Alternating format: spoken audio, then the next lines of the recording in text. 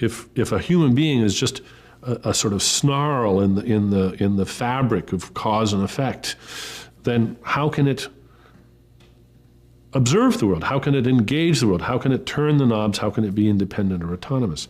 So it's this idea of being able to manipulate the world and yet being independent of the world enough to manipulate it by our own free will.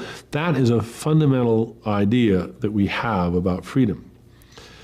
And it leads directly to an impossible vision, the idea of the self or the ego or the agent as this sort of dimensionless point which is the source of free decision and free action.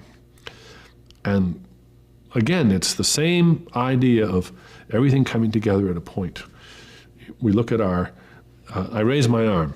Well, what made my arm go up? Well, my muscles contracting. What made my muscles contract? Well, the motor nerves made my muscles contract. What made my motor nerves fire? Well, up here in the premotor strips are more active. Well, what made that happen?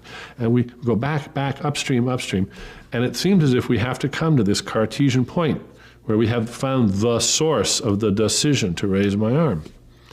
And if, on that passage, all we come to is just more causes and more effects leading back to, my childhood or before my birth, then it seems that we walk through the whole story and we never find the agent, we never find the free agent.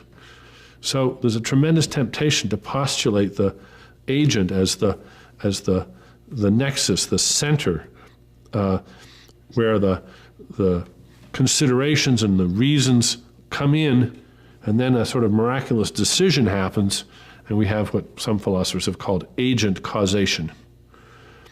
And I think agent causation is just, as Peter Strawson once said, it's obscure and panicky metaphysics. It's just grasping the nettle and saying, well, gosh, I know this doesn't make any scientific sense, but it's just got to be, because otherwise I don't have the kind of free will I want. I think the task is to show why that isn't the kind of free will you ought to want.